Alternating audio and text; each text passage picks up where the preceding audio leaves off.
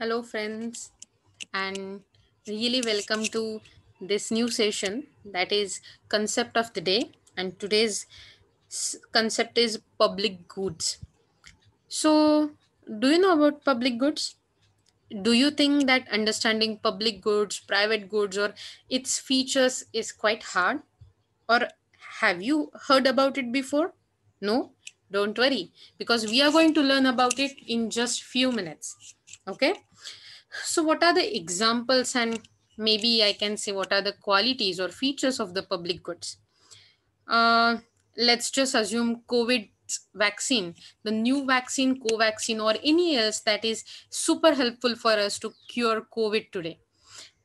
It is kind of a public good. No, it is a public good because it has features like it has non excludability, non rivalrousness. That means nobody can be excluded from the use of COVID vaccine.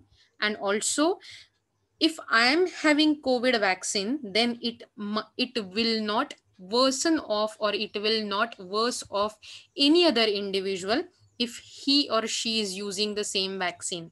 That means my use will be equal beneficial to the others use. These are the both important features of public goods. So, some of the examples we can discuss are national defense, police force, music downloads, overfishing, mosquito control, cable TV. All are kind of public goods, but they may not be perfectly public goods. And why? Because we have to go through all the features to learn about public goods. Firstly, the challenge market because of their non excludability.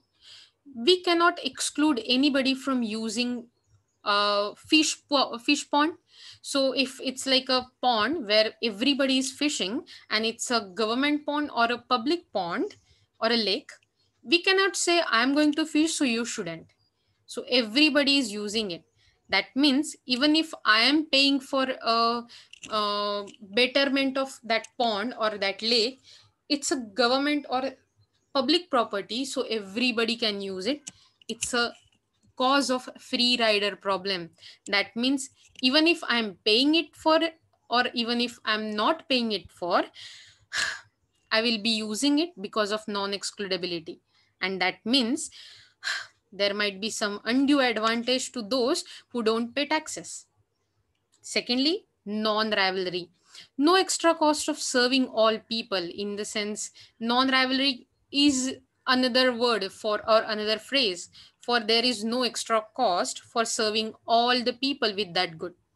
So it becomes very hard for government or any other producer of public good to provide it every other person, to provide that good to every each and every person in the society with the same benefit, because it's a collective and joint consumption.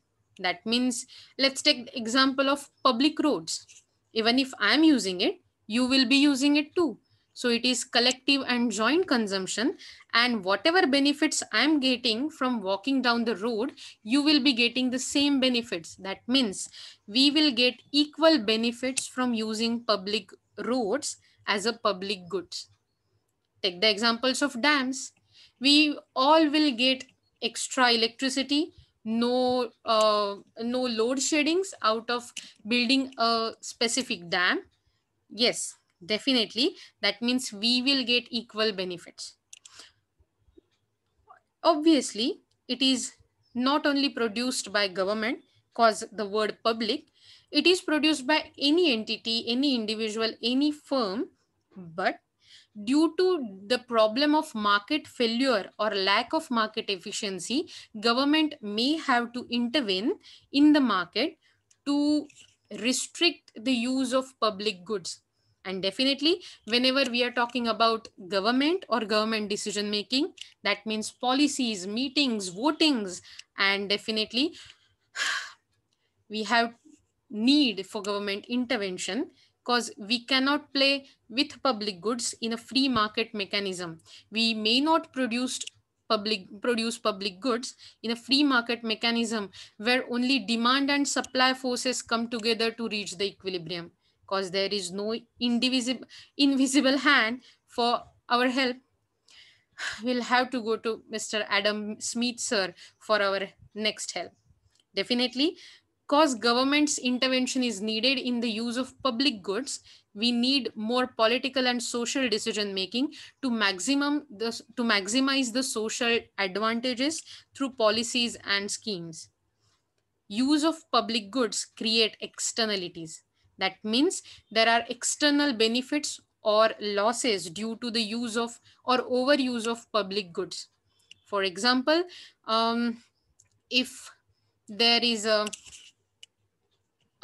medicine that is used for curing a disease and its overuse might cause problem that the certain type of medicine will be ineffective for body. That is kind of externality. If a factory is located at the upper side of river and it is downpouring some kind of pollutant material into the river, then it might cause bad health hazards to the people living at the downstreams of the river. That is kind of externality. Though externalities can be positive and negative both. So let's see, the spillover effects of technologies can cause very positive effects, uh, positive economic effects, positive social benefit effects, definitely. But the use of public goods create externalities, and externalities means more government intervention. That means more work for the government. There are two types of public goods, and these types are described by the Musgrave. He described them as a social goods and merit goods. And social goods are those goods which are simply given to the public as a source to fulfill their social wants. Again, vaccine is one of the example of social goods.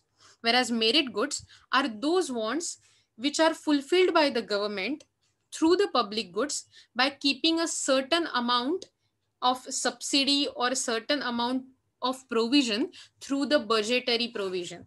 That means government gives out the money or gives out the subsidies through the budget to fulfill the merit wants of the people. So their example might be education, healthcare, etc.